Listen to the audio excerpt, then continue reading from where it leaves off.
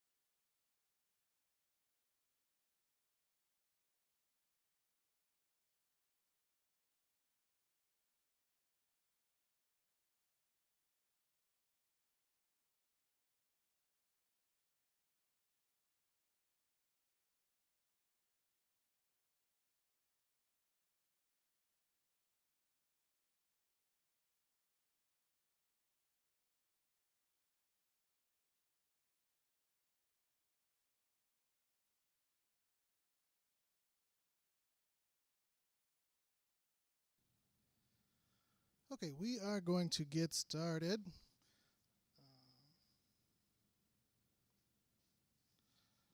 Hello, and welcome. Hello, and welcome to folks that might be joining us online. Thank you so much for coming to our community meeting here in Yakima today about this grant that we're working on, air quality in overburdened communities. We'll go through some slides and talk about additional what we're going to do for the rest of the evening, but I do want to point out that there is a QR code if you would like to follow along with the slides in Spanish, because sometimes it's easier if you're reading things in your own native language. So that is there. I'm going to switch over to the PowerPoint online. Hello, everyone online. You probably won't see me again until later. I'm going to switch over to the PowerPoint so you can follow along with us. And I'm going to leave that for just a second if anyone online wants to catch that link.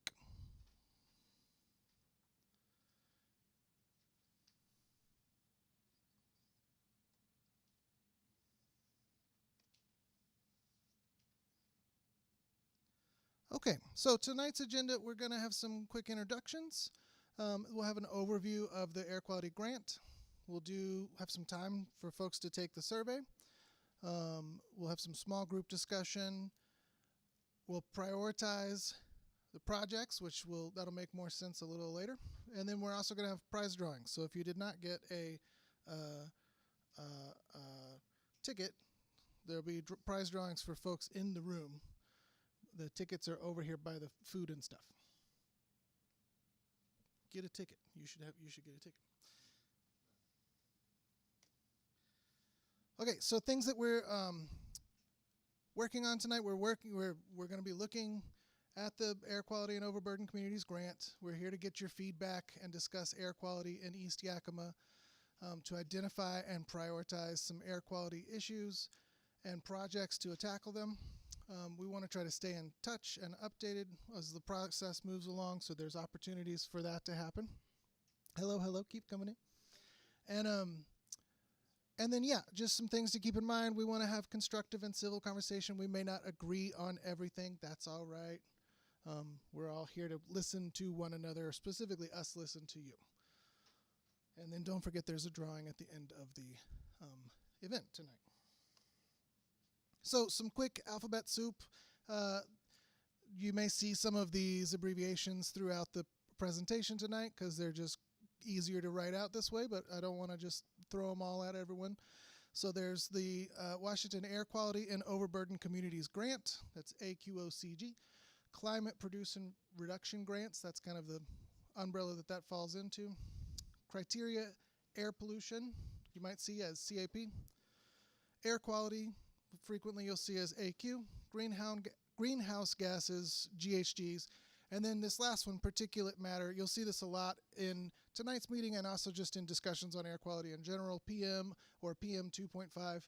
We're talking about particulates in the air that have a diameter of 2.5 micrometers or less, which is very, very small. Okay, I need to grab water because I forgot to grab water before we started.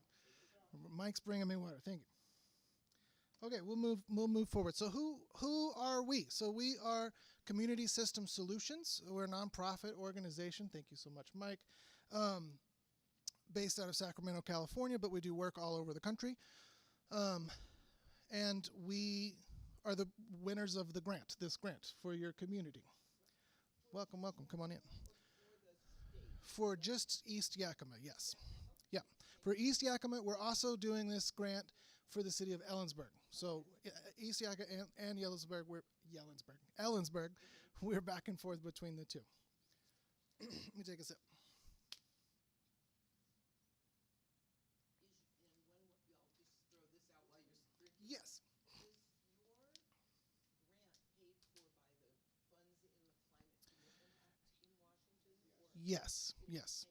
Yes. So that is kind of thing number 3. If we look down at the bottom here, it's funded by the Washington Department of Ecology.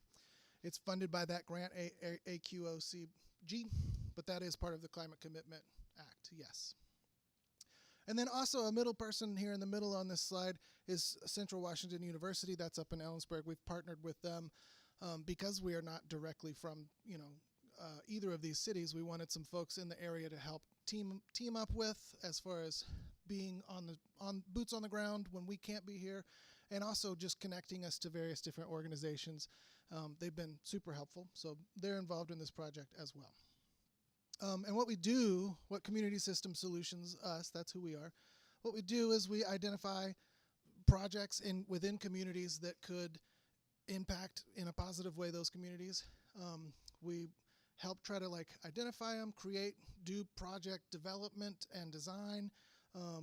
We try to secure funding for those projects, whether that's grants or other capital stacks outside of those things that maybe need grants, sometimes need additional funding to be finished, for the projects to be finished. We try to work, and we have great relationships with skilled union labor and several different unions that we work with.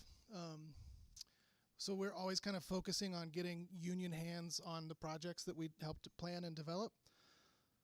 And then, we try to make sure that all of the investment is going back into the community as much as possible. So on these air quality projects, we're looking at things where the funds will be spent in town on projects that directly affect the community on a air quality level, but also on an economic level, providing jobs and training and things whenever we can.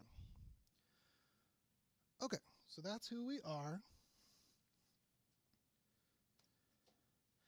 So what is this grant? So the purpose of the grant is to engage members of the community to identify projects that reduce criteria air pollution. So that's kind of thing one, in talk to the community. That's what we're doing tonight. And then also to design locally led projects that reduce criteria air pollution. So that's kind of a part one, part two. Part one, we're doing that with community meetings, as well as our survey, tabling at events, trying to engage with folks and listen in all of the opportunities that we can. And then part two will be developing the plans for the top projects that you guys prioritize. Are they projects that are already coming out of Yakima, or that you could start? That is a great question. So it could be both, right? So there have been historically some projects, in these cities, they've run projects for years, right, to address air quality in various different ways. And so it could be something that was running before that we then recharge and start back up and connect folks back to getting that going again. But it also could be totally new things that we haven't done in these communities yet. So this is kind of just like, why does this matter to you, right? Air quality, air pollution, it matters to everyone. And if you have lungs, it should matter to you. If your children have lungs, it should matter to them. If your parents or other family members or community people in your life have lungs, right? Air is all around us all the time, right? So unless you live in a vacuum, which none of us do, it affects your everyday life. Air quality does. And we could take funds from Washington Ecology and from the state future funds from cap and trade programs, things like that are coming through, and we could just spend those however we want. But because this is your community, your lungs, your family members, we want to know what you want us to do. And specifically the state wants to know what you want to do, as opposed to just dictating the programs and projects that will happen in your community. Okay, so communities, let's address the overburden part. So it's the Air Quality and Overburdened Communities Grant. What is this overburdened communities bit? So the state, through all of its air quality monitoring and research that they run on the regular, all the time, identified 16 different communities. These are not in any specific order. It's just 16 different communities that have the highest level of air pollution. the biggest need, the biggest problems, as well as some intersections between the demographics in those communities as well and how they're impacted by air quality. So you'll see in this list of 16 cities, you'll find down there number 15 is East Yakima, as well as Ellensburg's up there at the top. So your city was identified as one of the 16 for this grant and for this project. So why? Why was it? So it met the statewide screening criteria based on, I'm going to read this to you because it's a lot, but I do want to just kind of get through it. Based on the Washington Environmental Health Disparities Map ranking, EJ Screen, that's Environmental Justice, they have a screen program, their demographic index, and elevated levels of PM 2.5, the particulate matter that's very small that we talked about earlier. The boundaries are consistent with the screened area. The Environmental Justice Index matched the Environmental Health Disparities Map in showing that this community is highly impacted by cumulative environmental burdens, not just air, but lots of things. The Climate and Economic Justice Screening Tool, CJES, or CESGIST, I've never known how I want to say that in my brain. It also identified the same part of Yakima as disadvantaged. Most of the census tract in this community are in the 90th percentile for both asthma and chronic obstructive pulmonary disease, COPD, and the 10th percentile for life expectancy. So during when they say our, this is a direct quote from the Department of Ecology. During their public comment period, commenters specifically referred to East Yakima as an area of concern. So that's based on PM 2.5, cumulative environmental burdens, and vulnerability like health impacts. It was identified as an overburdened community. So when we say East Yakima, this is what we mean. This is a map of your city, I'm sure you recognize. And the yellow area is the census tract. It makes up the census tracts. It's not just like a random shape. These are the census tracts that were the most affected demographically and just with air quality in general. All right. I'm rolling through it. So here's the timeline. So we've got this survey that we've put out. We need people to take the survey and engage with it because that's where we're getting most of our data. But we're also doing our community meetings where we get to talk with one another and discuss things more in depth. And those are both happening between now and June 30th, and June 30th is kind of maybe more when we're wrapping up some of our community meetings, but we might have some more. We just extended the deadlines on this project a little bit, so we might have a few more community meetings in July as well. But we have a project report. It's actually due, these numbers are different because we just got this news, but yeah, it's due today. Yeah, we got the extension today. So this is actually going to be around August is when we're going to turn that in.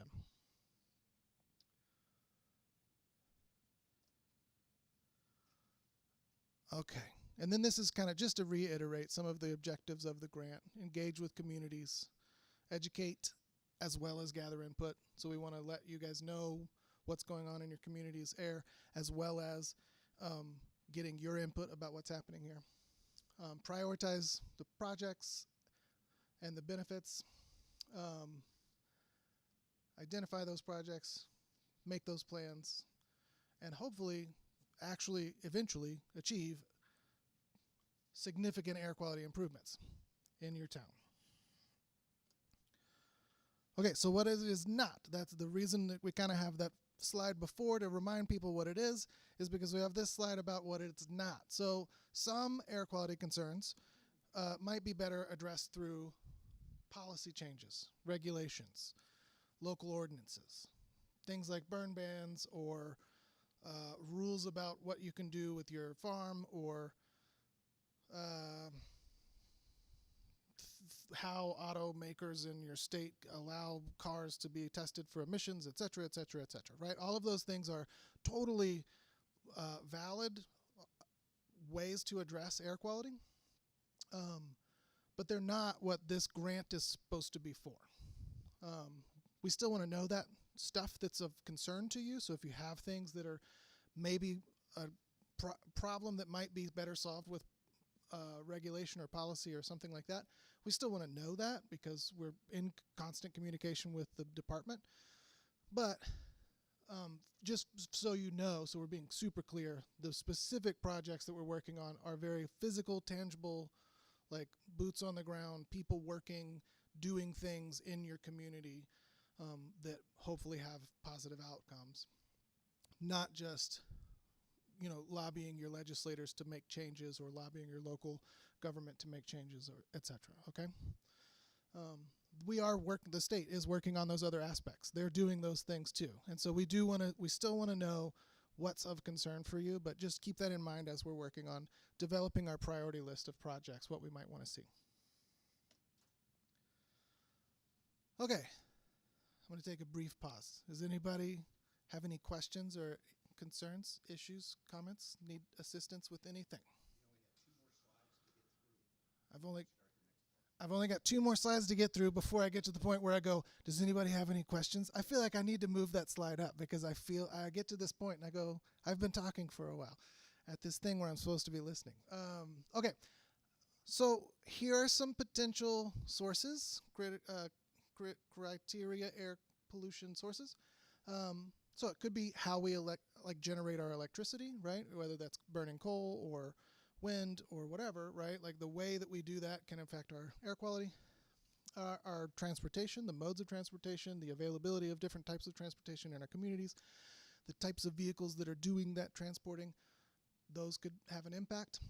Specific industries and the practices that they have and how they work and manufacture or create or put things together or run their buildings, all of those types of things could have an effect. Buildings themselves can have an effect. This is something that I was sort of aware of as far as like buildings do heating and cooling, and they, play a part in the energy grid, and they have, some of them even have their own physical plants where they heat water and oil and whatever, right? But also, I was talking to Mike and he was telling me about, but also our buildings are filled with materials, and those materials all have chemicals and things in them. And then as the building heats and cools and exchanges air, all of that stuff gets out into our community as well. Definitely in the form of that, like PM 2.5 stuff that's really small. You can't see it, maybe even can't even smell it, but it's there. So those types of things are sources as well. Agriculture, how we do agriculture. I mean, there's, I'm sure as you guys are aware, living surrounded by farmland, lots of agriculture goes on in this area, and the practices and the things and the tools that are used on those sites are very important as far as their relationship to air quality in the area. It could also be natural working lands. Forest fires is a huge concern for people in this area. Not to like lead you in a direction towards your thoughts on things, but it's just one of the things we've heard a lot.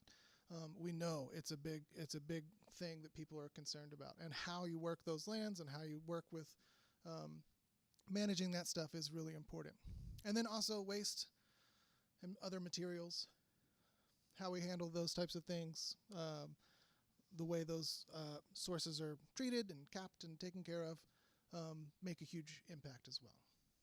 And if we address these sources, here's some benefits to addressing these things.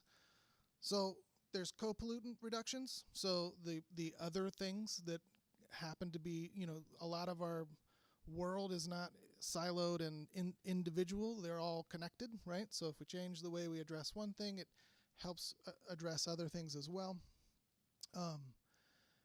We have improved public health. Improved water quality is one of them, right? If it's in the air, it's probably in your water too. Better climate resiliency, better soil quality. Some of the things that we can do in agriculture can improve not just the air quality output from that ag site, but also the quality of the soil and the resiliency it has against future seasons. We a lot of times wind up with more green space, cleaner energy sources, and economic development. That's what we talked about earlier. Like, we want to spend these dollars here. that means that those dollars stay here, and they get to kind of cycle and circle around the community.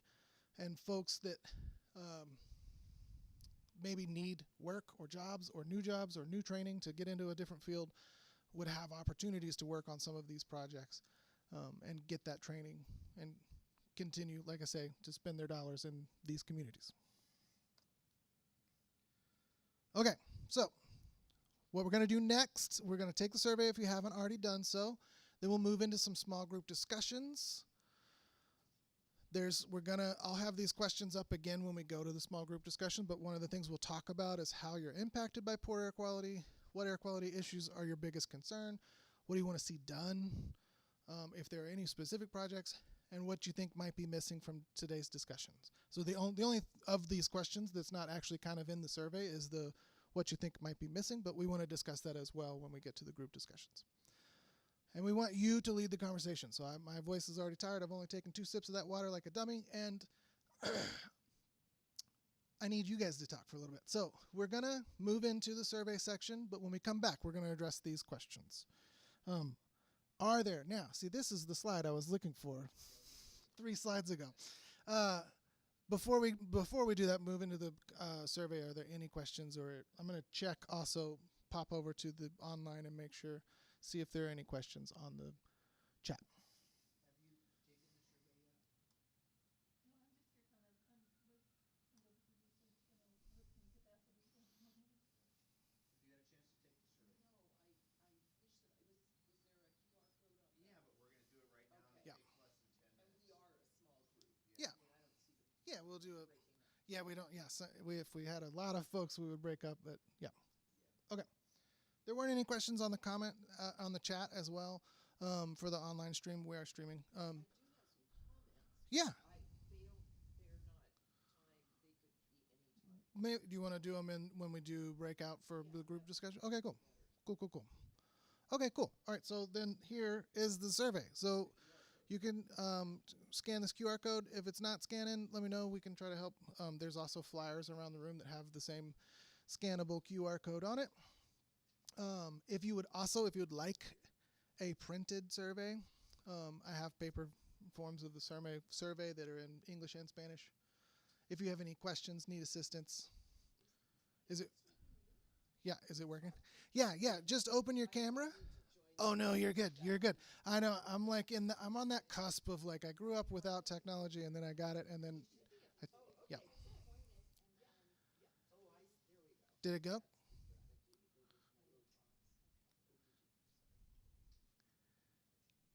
it's too far away, I've got the card. Sometimes it's easier. Projectors and QR codes, they're not always friends. For the online chat, I'm gonna mute the microphone. We're gonna move into this section, but I'll leave this screen up for a while if folks want to take the survey online. Also for online folks, when we get back and go into our group discussion stuff, then that's kind of the end of it online, but I do want to leave some time for questions and comments post-survey for online folks. So take the survey, stick around, grab a drink. The second survey. No, there's 2 ways to take the survey. There's one that's totally anonymous. You don't have to give us. Oh, right. There are, okay, yes, thank you. So there, if you hit this link, you will see 2 things. One is, would you like to give us your name and email now, and then take the survey, or would you like to just take the survey without it? If you can, they're always, both of these ways are always anonymous as far as the survey is concerned. So your name and email are decoupled on the back end. I don't know which survey responses go with which names and emails. But if you want to enter into our online drawing and like stay in touch with us about further project stuff, then you can provide your name and email. And like I say, your survey is still anonymous, but you get to stay in touch with us in that way. We'll actually send you another survey. Yeah. That is the second one. Yeah. After this one, so you Yeah. can actually give us more information. Yeah. I saw where you can, if you don't want Yeah. to give your info, but if you do, oh, right Yes. here. Yeah. There you go. Yeah. Oh, thanks so much. Yeah.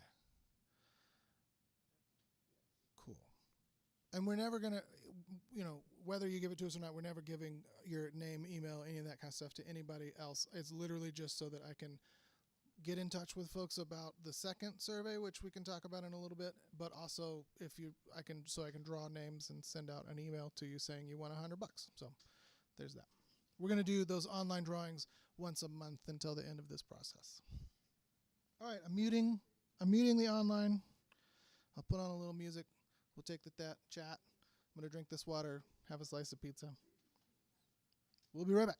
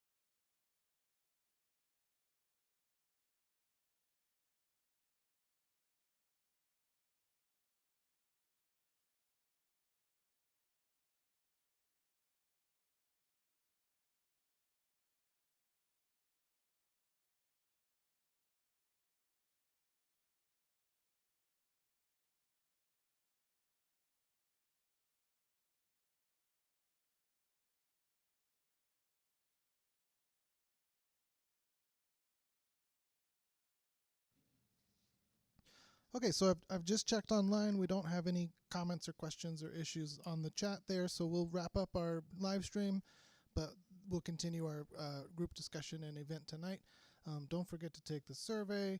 That gets you in the monthly drawing, and then if you come to one of these meetings, people online, you should come to one of these meetings. There's also door prizes here at the meetings, so that you can't get from the online one, and there's food. So yeah. Food's good. I like food. Plus, I'm really entertaining and handsome, and it's fun. It's fun to come hang out with me. So, okay, bye, people online. I'm saying that because my wife is the moderator online right now.